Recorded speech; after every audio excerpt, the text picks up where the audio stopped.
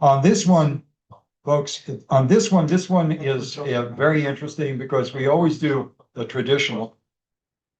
On this discussion group, just to introduce the topic, we've usually done this in a kind of in a narrow sense of just special operations and cyber warfare. But we've now understood that this panel will cover a great deal, everything that's beyond the sort of traditional air, land, sea, everything that's involved with warfare, and warfare is involved that it's unrestricted warfare. There are so many different categories of warfare. So this is the one that sort of captures all of the rest. And therefore we've expanded this panel. And one change that I will have is that the discussion leader, Herman Perchner, a very good friend of this system, in fact, one of the founders of this entire series, but going back to 2000, Herman Perchner will be replaced by someone of equal stature, someone who is the dean of the Institute of Study of Institute of World Politics, has been prolific in terms of his writing as a journalist, and in fact is also well known for his various abilities at the Defense Department. So, Dr. Robbins, it's all yours. Or you can.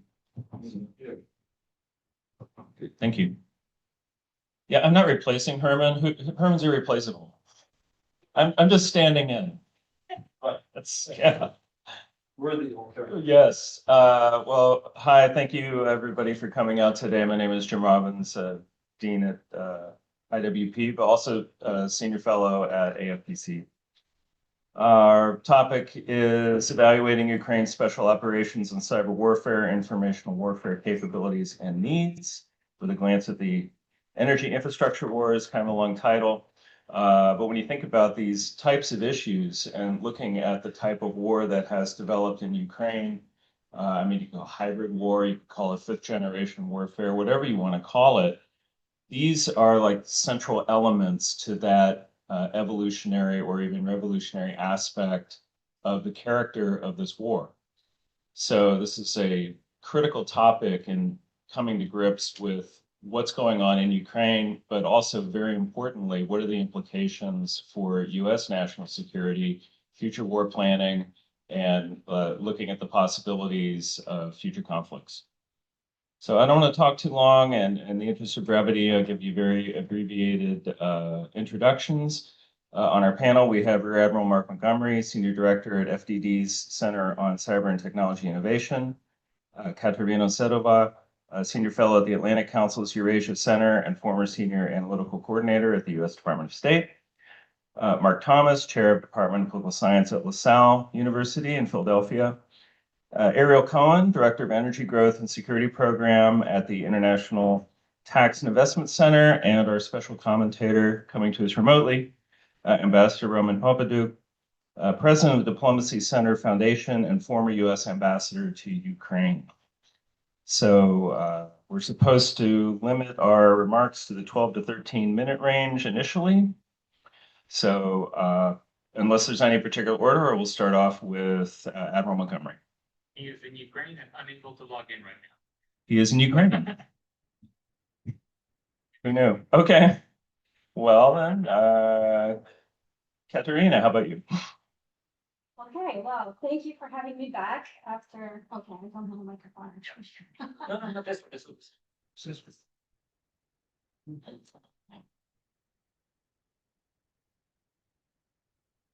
I was really relying on Mark to say everything about cyber, so I don't have to, so I guess we'll have to postpone that.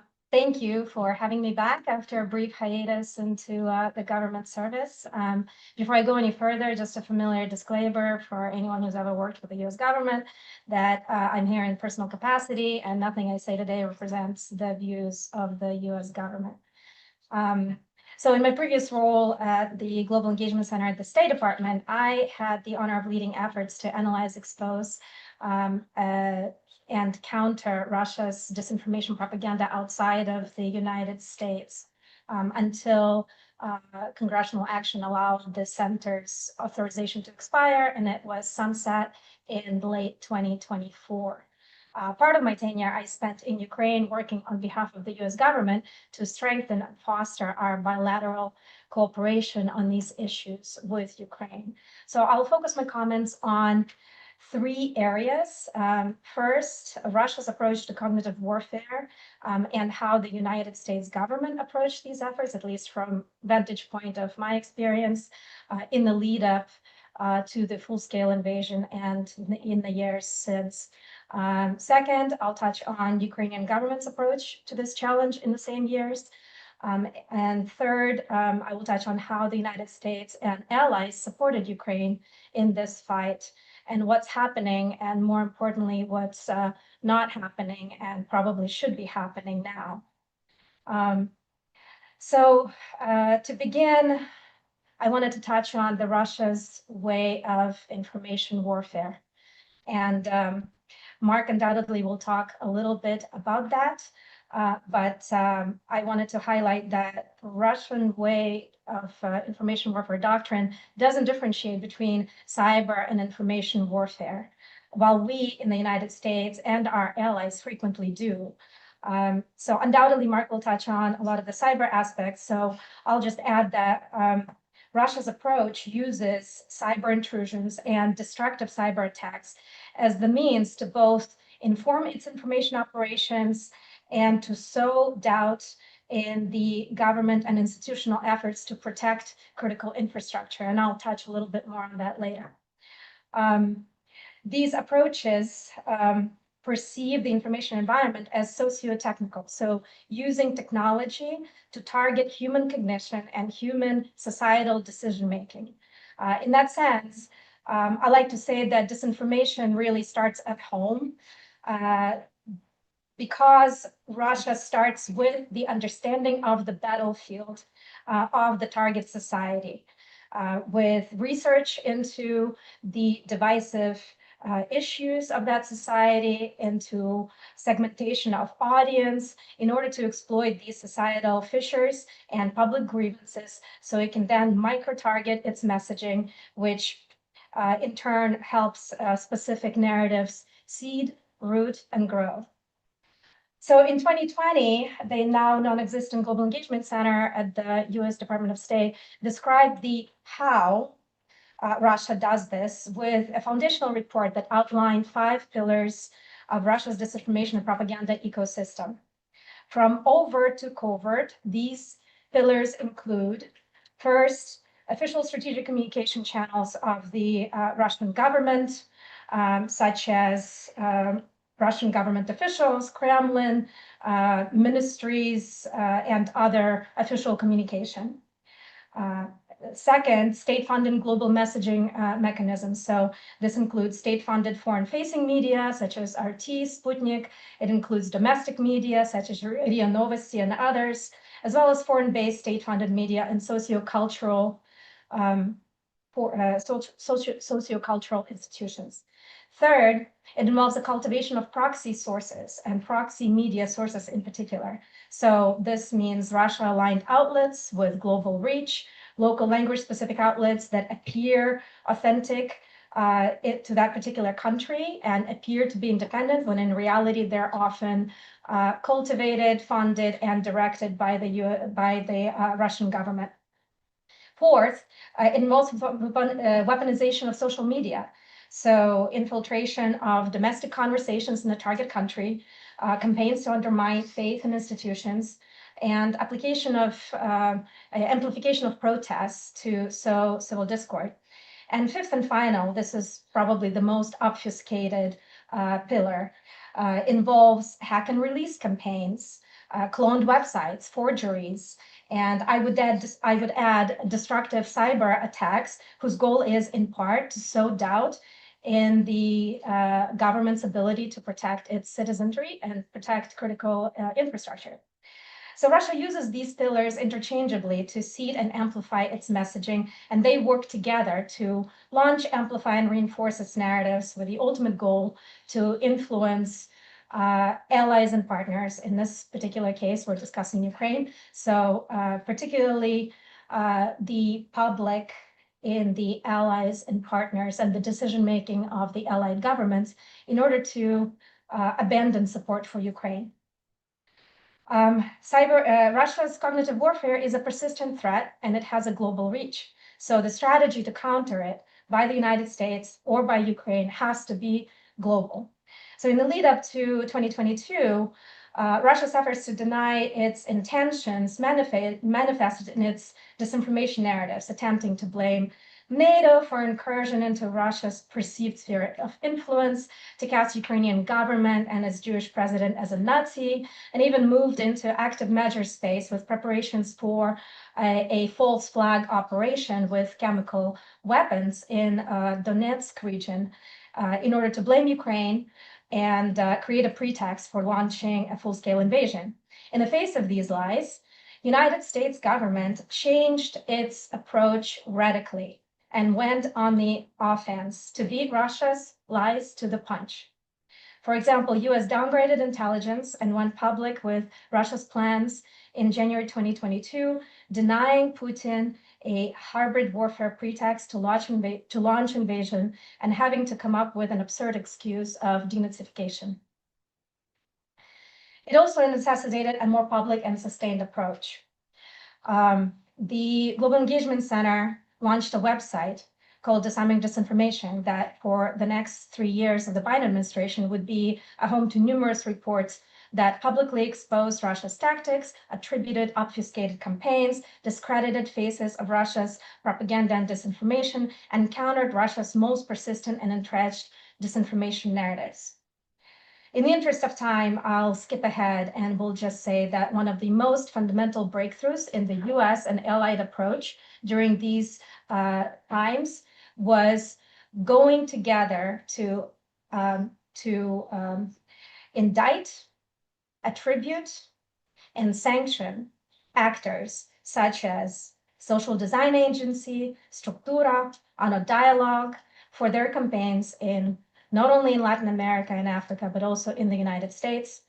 And these companies had a direct link to the presidential administration under the leadership of Kiriyenko, who was also indicted and sanctioned.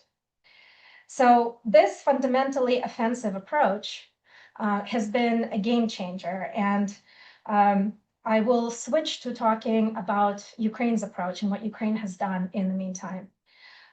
Ukraine's approach, Ukraine has adopted an approach to always be monitoring and watching and also going on the offensive.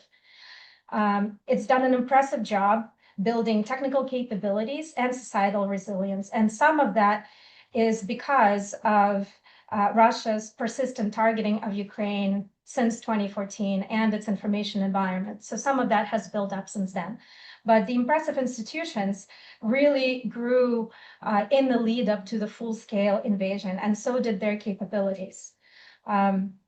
For example, most impressive was that Ukraine has done a tremendous job establishing and operationalizing government structures and building tools to monitor, expose, counter Russia's disinformation propaganda, particularly targeting Ukraine internally. Organizations such as the Center for Strategic Communications and Information Security at the Ministry of Culture and Information Policy and Center for Countering Disinformation at the National Security and Defense Council, strategic communication shops in the Armed Forces of Ukraine, strategic communication shops at the Ministry of Foreign Affairs are among critical institutions that help Ukraine not only see and watch what Russia is doing, but also rapidly go public with campaigns and attribute those campaigns. There are challenges and opportunities in this mission, and we can unpack this more in Q&A, but I'll just say that Russia's information operations are not as blunt as they have been focusing in the West. In Ukraine, they're more obfuscated and they use manipulation in which there's always an incredibly divisive issue that can have a kernel of truth and can resonate, which makes the job of attributing and countering these very, very challenging. I will close by saying that countering Russia is most effective with friends. And this is something that isn't happening now. Cognitive warfare is a network problem and it requires network solution and is most effective with allies and partners. The United States and our ally and NATO allies and partners learn from Russia's experimentation in Ukraine. And this is something that has not been happening since both the closure of the Global Engagement Center, since freezing of the funding that was allocated by the Global Engagement Center to counter Russia's disinformation in Ukraine and to build societal resilience in Ukraine. And also in the absence of programming from the USAID that was directed at this particular problem set.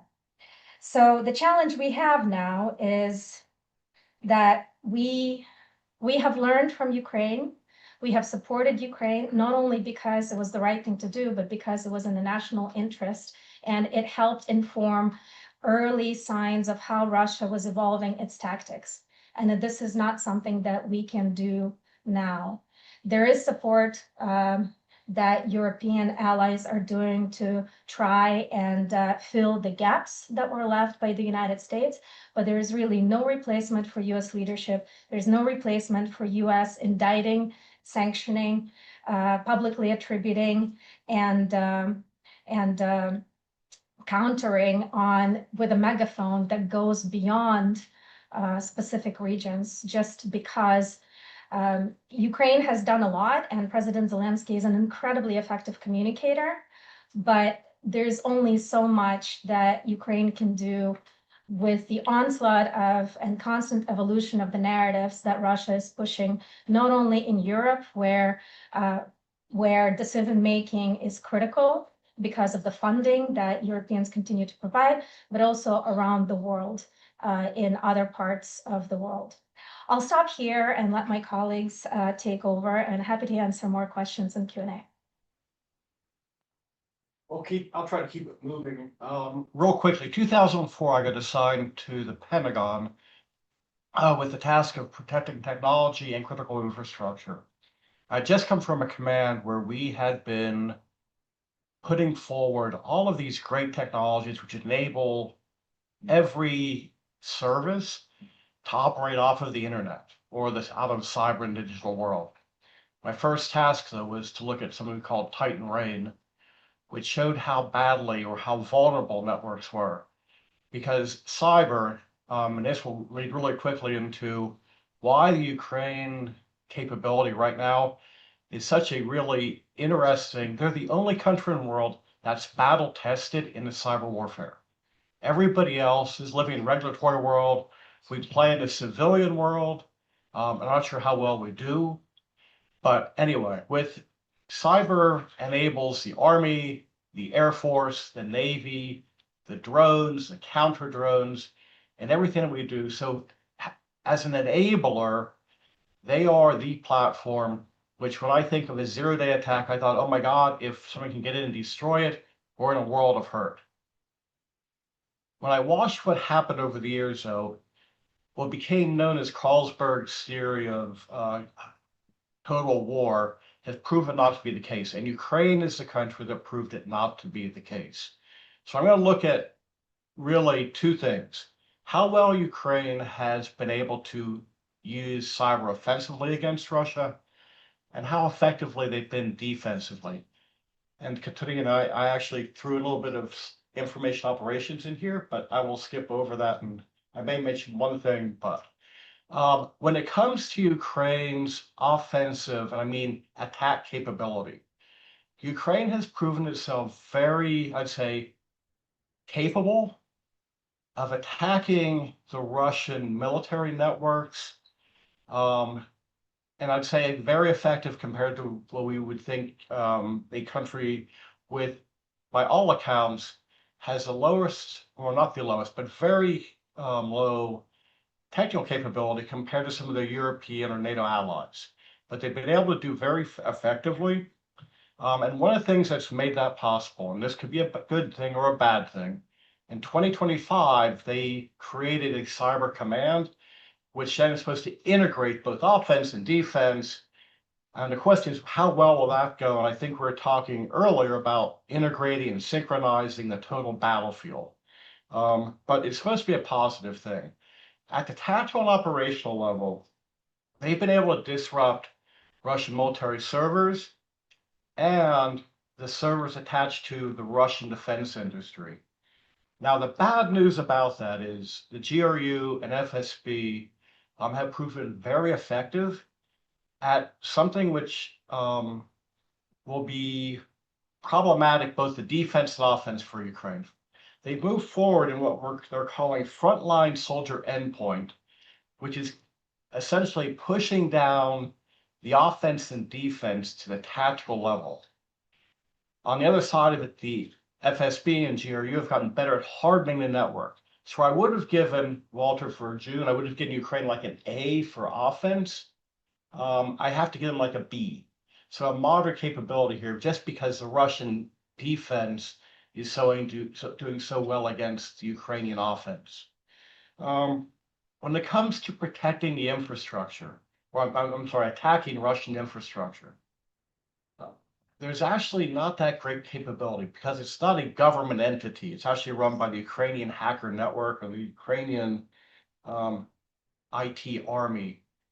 There's modest to low success in the ability to attack things like, and it's unconfirmed, which is why we're giving it a low level of success, and attacking the dams. There's claims that they've done great.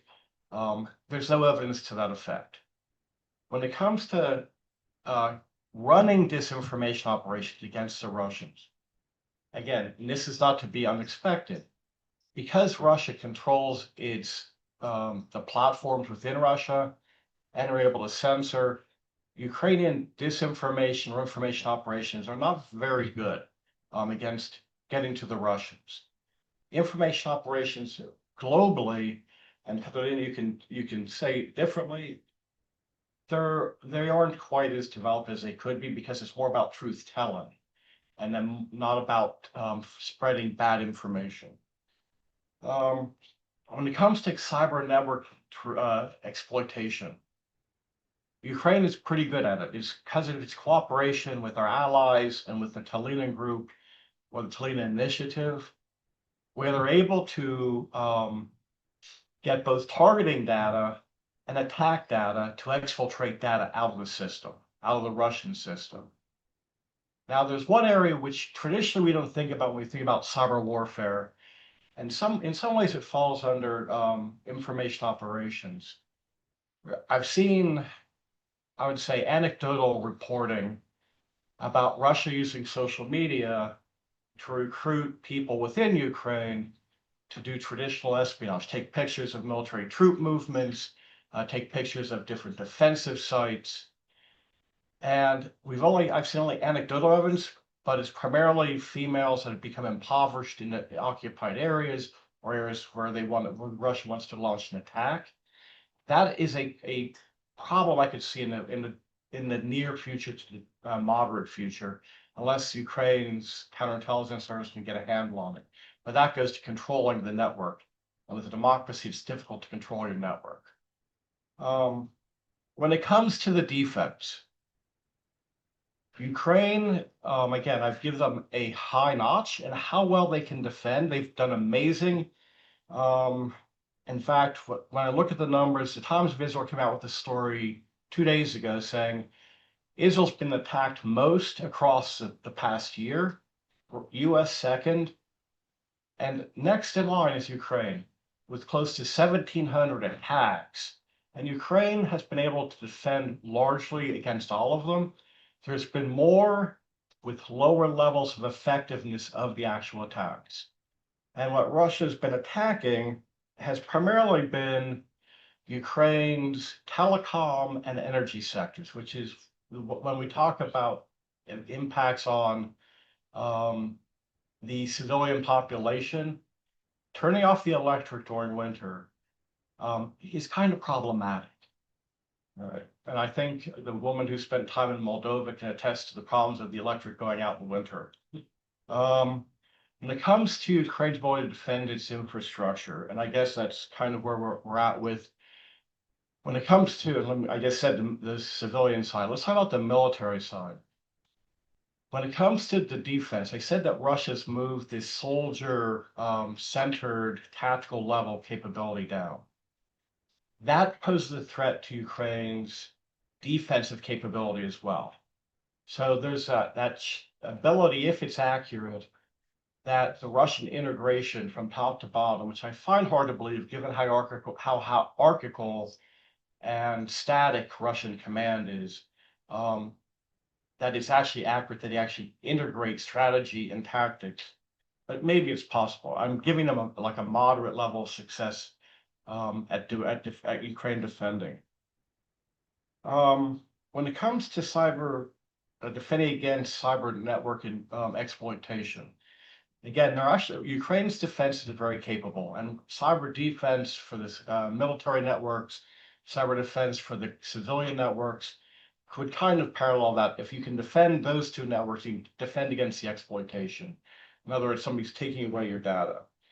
So when we look at where the things are going in the future, what must we watch out for?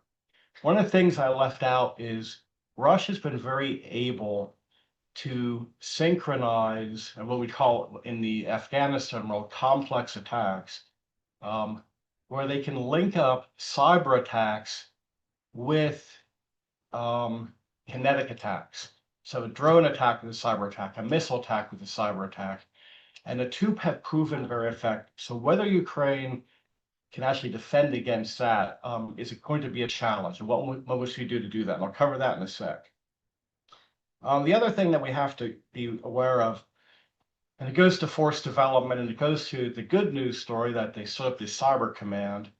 But every time you create a bureaucracy, a higher level headquarters, you create the risk of them not synchronizing or knowing less at the ground level than knowing less about what's really going on and thinking they know what's going on and not synchronizing well. So how well Ukraine can actually use this cyber command or cyber force is going to impact, is going to be a result of force structure, it'll be a result of recruitment into it, how they develop their doctrine, the rules of engagement, integrating then with the J2 or the operations side and the J3, the intel side and the operations side at the tactical level if they want to defeat Russia or defend well against Russia in the future.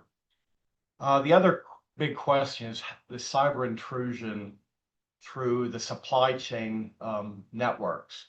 And that will always be a challenge because of how the supply chain of where the parts come from, where the software has come from, where the firmware is coming from, where the hardware is coming from.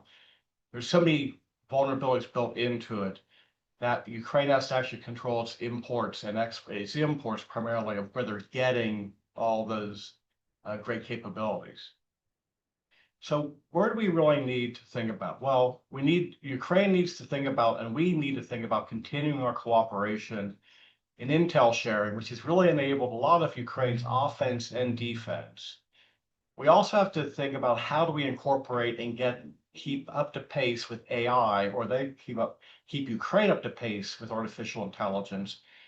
And as somebody who's dealing with it at the college level, trying to keep up with artificial intelligence is a challenge because it's doing so well at doing so many things that are cutting the man or woman out of the network, but becoming much more effective. And it can be used for offense, but it can also be used for defense. So we're now speeding up the pace. So how well we can share AI technologies and know-how and how well they can share with us is critically important. And then we have to really fuse cyber network exploitation and cyber threat intrusion information intelligence. That has to be done. And if you wanted to ask me for what type of systems, what type of software Ukraine would need, I'll leave that up to the experts because it changes so quick. And with that, I'm wrapping up. Thank you.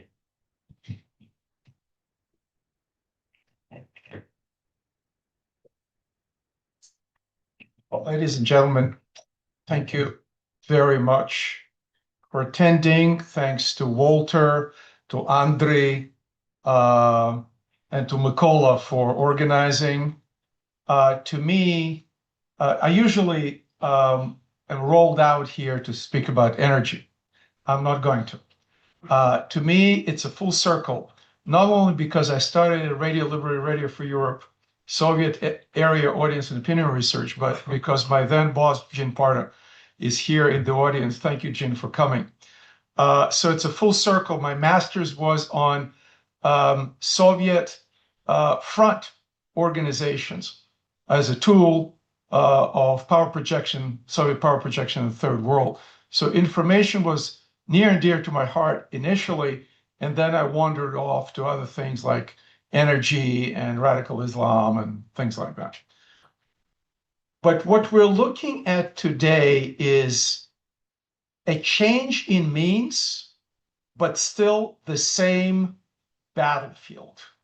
If you go 2,000 years back to Sun Tzu, the great Chinese general who was the Chinese equivalent of Clausewitz 2,000 years ago, wrote terrific books, and there were many other Chinese generals who wrote about war theory. Sun Tzu said, winning the war without firing a shot is the best victory. Think about Ronald Reagan winning the Cold War. And this is done, among other things, by changing the perception of the other side. And this is what information warfare, this is what cognitive warfare, this is what the Chinese called cognitive warfare. Indeed, if I pronounce it correctly, I don't speak Chinese, Renji Zhan, or Ji Nao Quan, or Russians call it reflexivное управление. And the Iranians call it Zhang in arms, soft war. So every military culture has a name for it, and it connects to other cultural patterns or ideas, such as two patterns in the Islamic world. One is called taqiyya, which is prudence or fear, initially designated to shield oneself from the hostile environment, including the denial of religious belief, or tawriya, the ability to tell half-truths, to doublespeak, to knowingly say things in a way that will cause an adversary to think one thing, but for speaker to think another, to say another thing.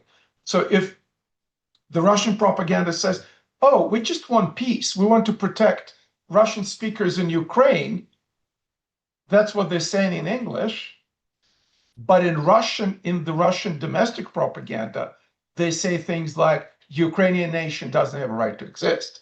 Ukraine is not a country. Lenin created Ukraine. Lenin bad, Stalin good, right? So we now are dealing with attempts by hostile powers and non-state actors, China, Russia, Iran, and non-state level, ISIS, Hamas, etc., to change our perceptions, to demoralize us. For example, the Russians are now on the tear to describe the war in Ukraine as a victory, Russian victory in Ukraine, as inevitable. We at the Atlantic Council had a conference about that. The Western fatigue as unavoidable, Ukraine resistance as futile. I read it myself in Russian. Oh, why didn't they just give up and save themselves the suffering? It's kind of telling a wife, do what your abusive husband is doing and save yourself the beating. The exaggeration of Russian historic claim to Ukrainian territory, the exaggeration of far-right roots of some Ukrainian units, ridiculous equation of Zelensky to the Nazi. You know the list. The problem is there are Americans, including decision makers, who buy these propaganda tropes and repeat them. I won't mention any names.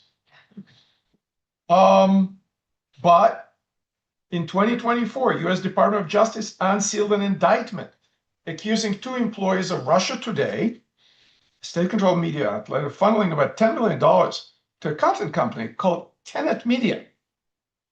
What did Tenet Media do?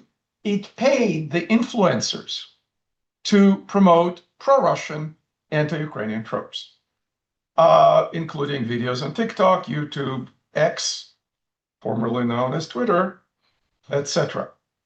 Another example documented in a report called the Network Contagion, a project called Network Contagion Research Institute at Rutgers, Social Perception Lab from 2025, report titled America Last: How Fuentes' Coordinated Raids and Foreign Fake Speech Networks Inflate His Audience.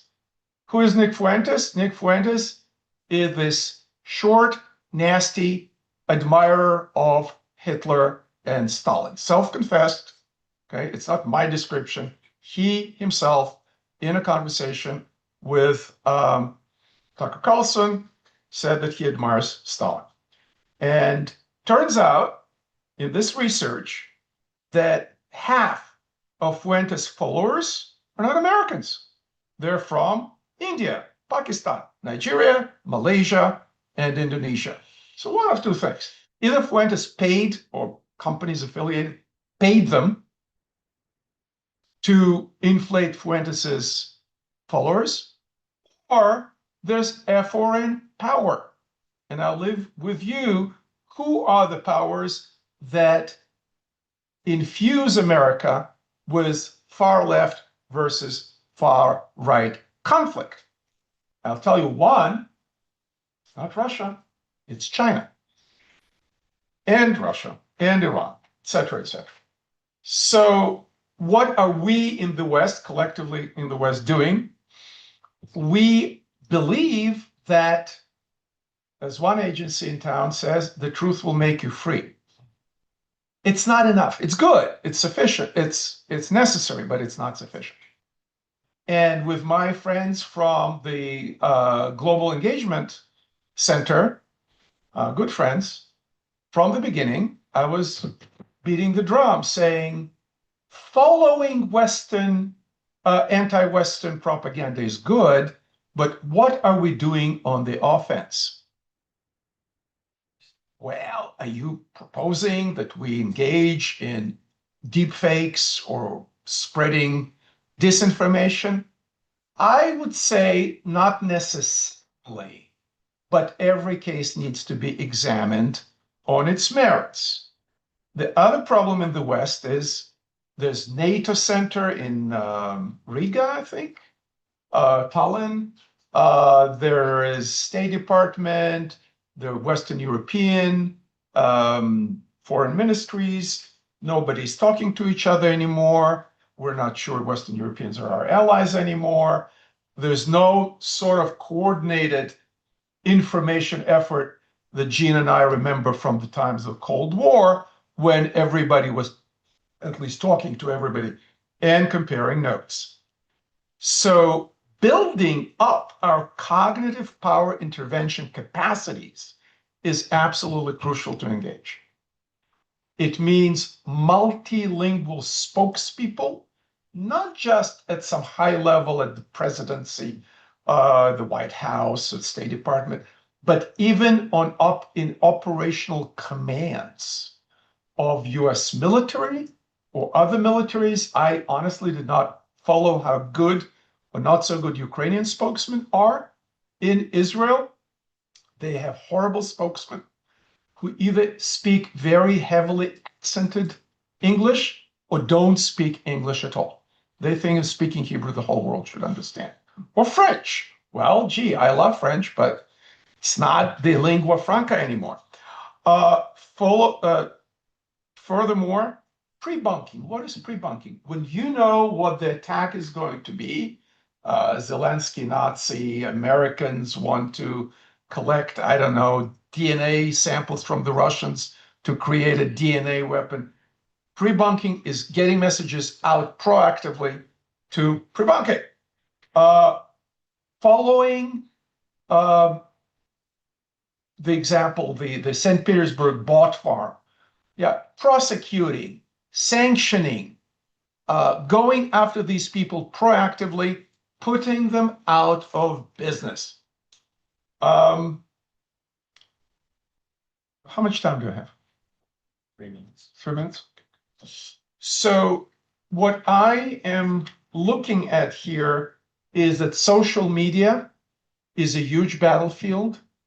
The data tells us that the majority of Americans under the age of 35 or 30, whatever passes for young age, I didn't think that 35 is young. Well, apparently they don't watch television. They don't read newspapers. They probably don't get Google News like me.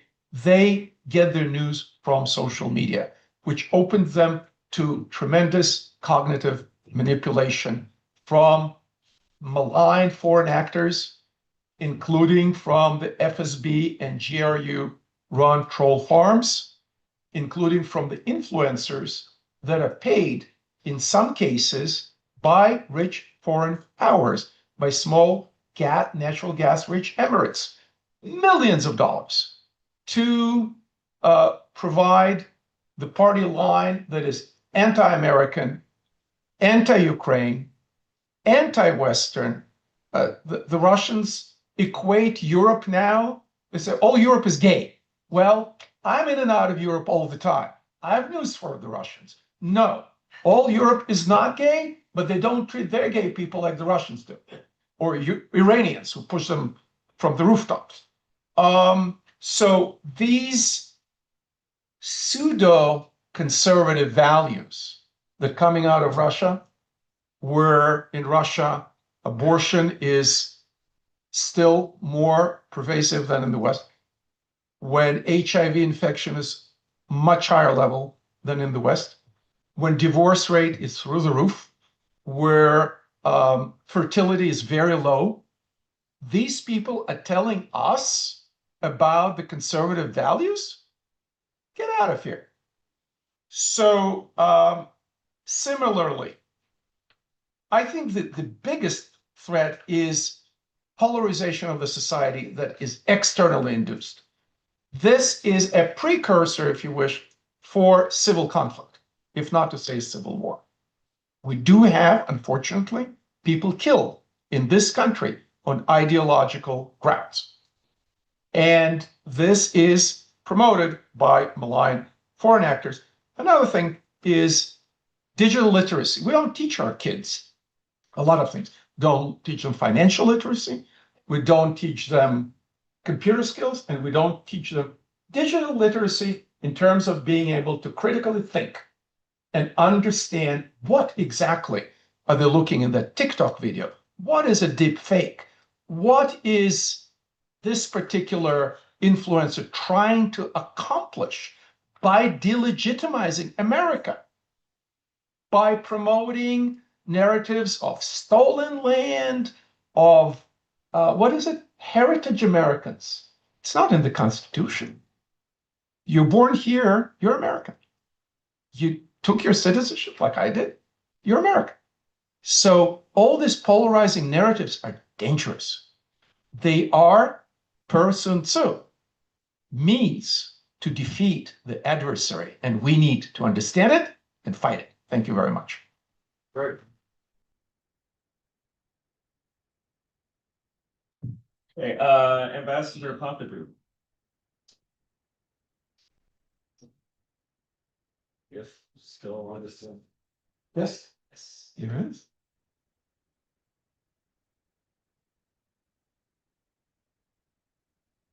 Hey, can you hear me now?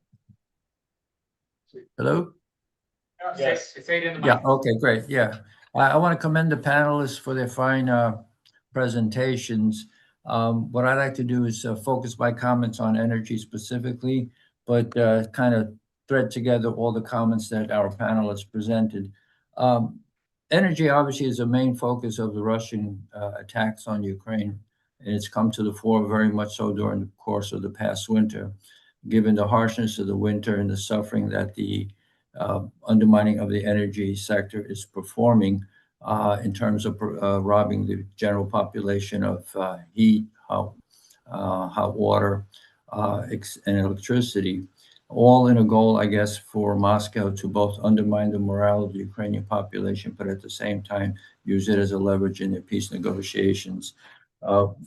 What I'd like to do now is basically put in context why the energy sector is so important in terms of the conflict, and then related to the cyber force ideas.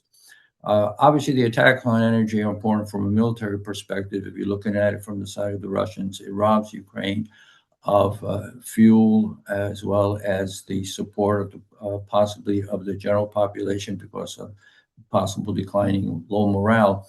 However, but there's a grander issue involved here, and that is the role of energy as the Russians might see it.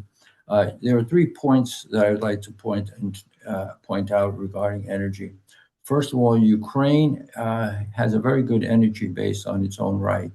If you look at the gas sector, for example, if you take natural gas as well as shale gas, Ukraine is ranked, I think, 3rd in all of Europe in terms of its resources in this area, which is quite a bit of gas. Ukraine, for example, in the oil sector, currently has, based on 2003 use, about 5 years worth of oil that it can have. In addition, Ukraine has a lot of wells that have been underperforming, and that can be probably used to extract more oil if they had the technology. So it's an issue of investment for Ukraine. Outside of these sectors, Ukraine also has a very robust and healthy potential and growing use of wind power, solar power, as well as hydropower. So in terms of the energy picture overall, Ukraine is very well positioned for its own future once the post-war environment comes about and the reconstruction starts. Parallel to the energy itself, Ukraine has a vast understorage capability and capacity.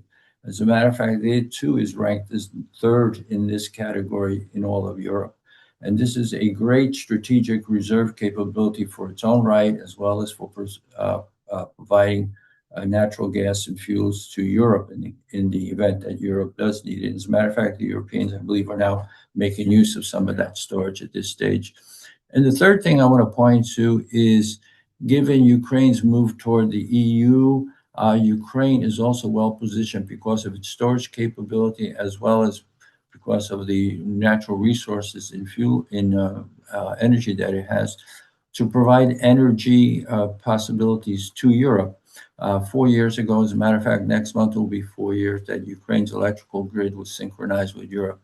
So Ukraine is pre-positioned once it gets out of this conflict and rebuilds itself as a strong and prosperous nation to be in a position to provide fuel to electricity to Europe. I say all this because from the Russian perspective, the fuel or the energy is very important, not only to undermine Ukraine, but also the Russians see this control of this sector and of Ukraine as a means to rob Europe of potential strengths in its strategic reserves and its access to fuel over time. So energy has been a particular focus for attacks by the Russians. Now, the Russians have been aided in these attacks by the simple reason of the old Soviet legacy. Those of you who have followed this issue are aware that under the Soviet system, the fuel was very heavily centralized. So you had like heat and hot water coming out of central plants, and these central plants provided heat and hot water to large localities. So if you were able to hit one of the central plants, you basically locked out a lot of the power as well as the heat and hot water to a large swath of people. Ukraine has reacted to that by decentralizing its energy system. It is also moving in the direction of smaller energy systems, and it's particularly moving toward renewables such as wind, solar, as well as hydropower. Now, irrespective of what Ukraine is doing or not doing, obviously cyber warfare has been a key part for the Russians in trying to undermine the energy sector. And this has gone through 2 stages, as I see it. The first stage was the pre-2022 invasion of Ukraine. And that was the Russians used Ukraine as a test case for cyber warfare in terms of the electrical grid and to harass the Ukrainian electrical grid system. You can recall that over the years, there have been a number of blackouts that were, took place because of malware and other cyber attacks that the Russians undertook against the Ukrainians. A lot of this started during the course of the invasion after 2022. But in the past year or so, there's been kind of a change in the Russian perspective.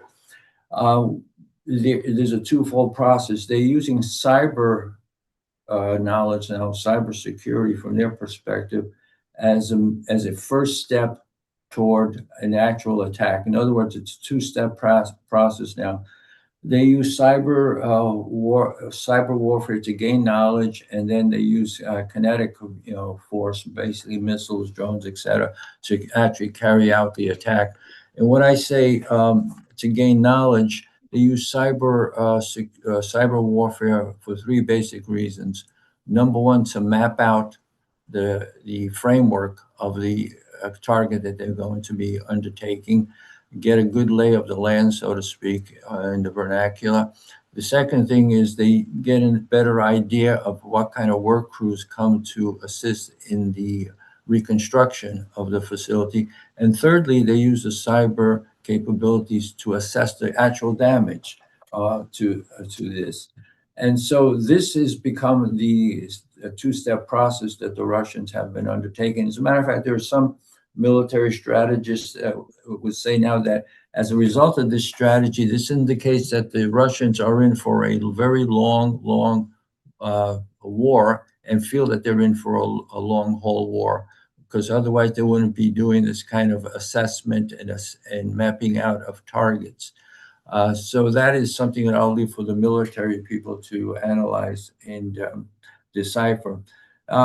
The Ukrainian response has been very, very good. I think it was mentioned already about the IT army, which was formed very quickly after the 2022 invasion. And this is basically a grouping of a lot of, I shouldn't say unprofessional, but, citizens and people that are not aligned with the government, as well as professional people, people, civilians that have banded together to do all kinds of hacking against the Russian system. And they've undertaken a number of successful hacks. For example, they were able to hack and close down for a while the Moscow Stock Exchange. They did an attack against the Russian bank Sberbank. So there have been a number of successes that the IT army, so to speak, has been able to undertake.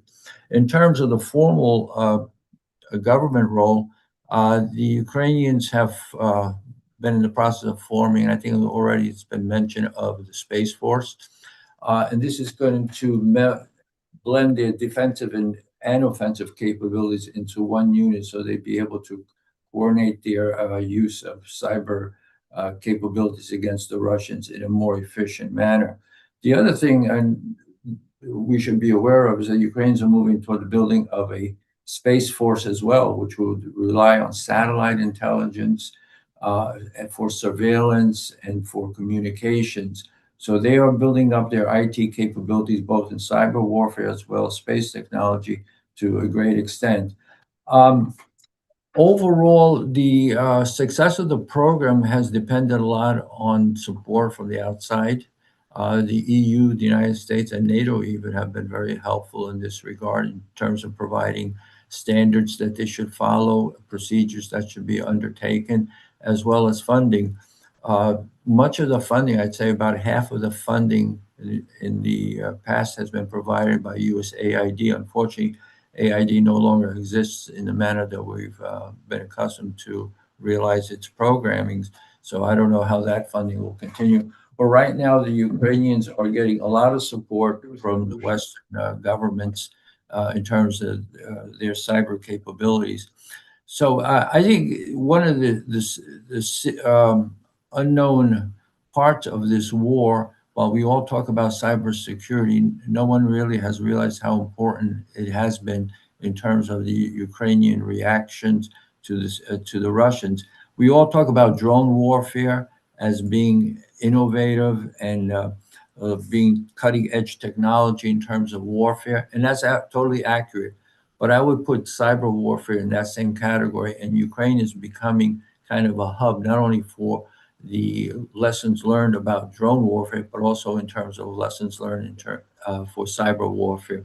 With that, I'd like to leave it at that because I know we're going to be running out of time, and Walter's going to want to have the panel address some questions. So I appreciate being involved in this discussion. I look forward to the question period. Thank you, Ambassador. Ambassador, Ambassador, we would not have cut you off, except that Admiral Montgomery hasn't spoken yet, and he's on, and he's out of Ukraine. That's. Oh, I'm sorry. No, that's okay, because you were doing such a good job. Thank you. Hey, well, thank you very much. And you can hear me okay? Just a thumbs up. Yes. Somebody talk to him. Good. All right. Yes. Thank you. Hey, listen, thank you very much for the opportunity to speak. And, you know, I've listened to all the great presenters before me, and I attach myself to almost everything they've said. I do want to, I'll concentrate my remarks mostly on cybersecurity and maybe a little bit Russian new generation warfare. So first of all, I'll say is, I do believe when I look at cyber warfare here, I do look at both sides, as Roman said, both the offensive side and defensive side. In cybersecurity, this is a good news story, both for Ukraine, but also for its partners. Our total, like for the example, in cybersecurity, the total U.S. cybersecurity assistance over the last 5 years has been almost $180 million.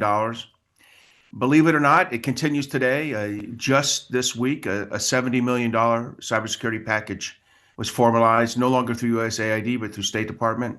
I can't explain why the administration has such intelligent forethought in cyber, and yet in nowhere else in security do they give meaningful assistance. But that $70 million will be spread over 3 years, and that actually significantly exceeds that of our European partners. I think this is kind of I know it's easy to say, well, the United States has backed away, and certainly in what I would consider my traditional national security areas, a 99% reduction has been experienced. In cyber, the United States remains Ukraine's most persistent, consistent, and effective cyber partner, security partner. And in fact, the U.S. cybersecurity programs form the databases from which things like the Talon mechanism can pull products to look for. So, and here, this is a good example of where the United States is appropriately supporting a beleaguered democracy under siege in Ukraine. But here's what I see. I see, and the effect of this money, the effect of the Ukrainian investment in cybersecurity, alongside some help from the United States and Europe, has definitely been an improved resilience, both in government systems and in critical infrastructure. I can think of very few countries that could sustain the type of attacks in cyber and in kinetic warfare against their critical infrastructures and continue to operate. I sit here today I didn't have heat yesterday, but I have heat today. That's a good sign, and despite persistent attacks. The Ukrainians have done a great job developing what are called SOCs and CERTs, operating centers and computer emergency response teams. They have a very good national one here in Kiev, and they're beginning to develop the regional ones because as the national one became more effective, Russian cyber actions moved into the regions. But we're now starting to see the Talon mechanism, as well as the United States, have both built regional SOCs in 2 of the 7 regions that I think we need them. So improvements coming there, so that they're even doing some defense in the regions. More importantly, tens of thousands of endpoint detection systems have been established to give good threat warning to defensive operators in the Ukrainian system. And those are funded by the Ukrainians, by the United States, and by Europe. But much like kinetics, in cyberspace, the Ukrainians rely on recovery. In cyber resilience and in redundancy. In other words, take a hit, dust yourself off, get back up, recover your data from cold storage, and then come back up and running. And they've done fantastic support to the West, the Ukrainians have, providing digital fingerprints and really good tactics, techniques, and procedures. So overall, cybersecurity defense, I think, is a win. I'm not sure. I think unlike Roman, I'm going to go ahead and still say drones are a much bigger differentiator, both tactically, but also in the lessons that are being learned. But still, there's a lot to be learned in cyberspace. And if I could mention the offense, I'll take maybe 2 more minutes and then pass my time back. The IT hacker army has been mentioned here. And while I think there was value in that initially, the RADA and the government have properly recognized that they need a formal cyber force. So they just had the second reading in the RADA of law language for cyber force. I think over the next, just like, if we were to pass this law, in the United States, we would be ready in 2 to 3 years. I think Ukraine will be ready in 4 to 6 months, bringing a cyber force online. And this is critical because if a country like the United States or anyone in Europe is going to share a cyber tool with Ukraine, it's not going to be with an IT hacker army. It's going to be with a government entity who can do something called escalation management, making decisions on when and where to use tools. So it's necessary for Ukraine to form this. And I just think in general, if you're going to conduct offensive cyber operations for the purposes of cost imposition on an adversary, not distributed denial of service, which is what the IT hack army has done a lot of, but real cost imposition, I think having it done formally by the government is critical. And so I'm excited about their developing of the cyber force. It's something I've been fighting for in the United States. We still don't have a cyber force. We have 4 or 5 individual forces brought together. I think this is very, it bodes very well for Ukraine. So defensive and offensive have done well. Final thing I do is our takeaway from this. Our takeaway is that Russia is practicing with Gerasimov, their chief of defense, Russian chief of defense, is called new generation warfare, a combination of psychological operations and non-kinetic, other non-kinetic means. So election meddling, influence operations, cyber attack, some sabotage. We've seen that in Poland. Weaponized migration from Belarus into countries, and drone operations. All of these come together when executed by authoritarian government in the gray zone as a form of hybrid warfare that puts a ton of pressure on democracies. And so as we see these skill sets honed in Ukraine and now being utilized in Eastern Europe by the Russians, it's clear that they're going to have a very effective ability to break the NATO alliance through attacks that call into question the credibility of NATO, but also drive the election of certain governments within the Eastern European countries. So it is absolutely critical that we study what's happening in Ukraine and build cohesive, effective defenses, both actual ones and decision-making ones, so that we as democracies can respond to these authoritarian tools. And by the way, China has the same thing called cyber-enabled economic warfare, and they practice it against Taiwan and to a lesser degree Japan. So we also have to, do that in Asia. So great opportunity for lessons learned here. So I'm excited to talk to any questions, but I would tell you, my experience. Today I was spending the afternoon at a cybersecurity lab, taking a look at the defensive work being done with some American funding. And that is not why they're successful. They're successful because of Ukrainian efforts. But I was really glad to see that the American support programs running at full speed at the kind of funding that we've had every year over year since 2018 in Ukraine. Thank you very much. Thank you, Admiral. Okay, we have time, I'm told, for 2 questions. So your hand was up first, so let's go for it.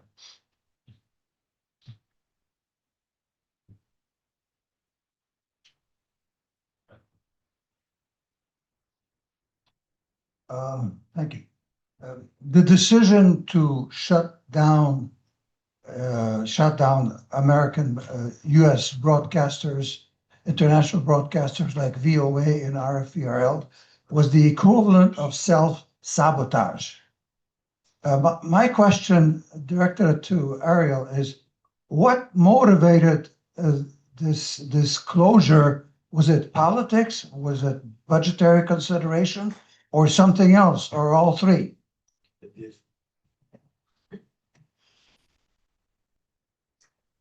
Дякую. I think this one's. Yeah. Дякую, пан Славко, за ваше питання. I don't know exactly the inner sanctum calculus, but there were people who were documenting the journalists from the Voice of America being very anti-Trump. And the excuse was, oh, we're just journalists. And Jim and I had this discussion recently that people who work for international broadcasting, yes, they're journalists, but they're more than journalists. And they and their managers needed to think 2 steps forward in any bureaucratic politics. What will happen if you criticize the president or you criticize the candidate who gives you money, who can shut you down, he can doge you? What will happen if you keep doing it? But they didn't think 2 steps forward, and the managers didn't think. That's 1. 2, I'll challenge you. And we're old friends. We know each other since early 1980s. What is the percentage of audience penetration of VOA in Russia? Very, very small. I don't know about Ukraine. We did not make the transition from broadcast. We barely made it from shortwave to FM, but we did make it to social media. If you go and demonstrate to me that we had millions of followers in Russia, in Iran, in Pakistan, I said, okay, good for us, but I don't think we did. So VOA, Farda, Al-Hurra, the Arabic service, were marginal. There were 3 to 4%. And I think that rebuilding was in the cards, but not giving up and going home. We need to be in the social media sandbox, and we were not there.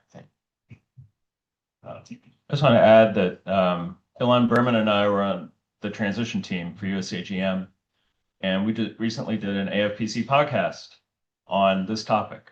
So if you want to learn more, check out the AFPC podcast. Okay.